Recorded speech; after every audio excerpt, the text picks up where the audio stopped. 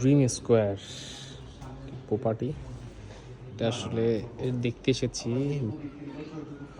আমার বড় ভাইয়ের সাথে, তিনি হয়তো বা কিনবেন।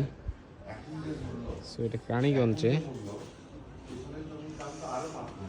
জমিগুলো আসলে ফসলি জমি, এগুলো আস্তে আস্তে ভরে ডে বাই ডে বসতি তৈরি হচ্ছে। বসতি তৈরির জন্যই আসলে বিক্রি হচ্ছে। একদিকে খারাপ লাগছে যে আসলে ফসলি জমিগুলো ভরাট হয়ে আবাসিক বাড়ি বা আবাসিক প্রকল্পে পরিণত হচ্ছে।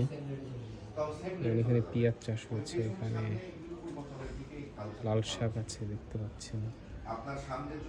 সেগুলো থাকবে না, কিছুদিন পরে এখানে প্রপার্টি হয়ে যাবে। এখানে আসলে কথা চলছে।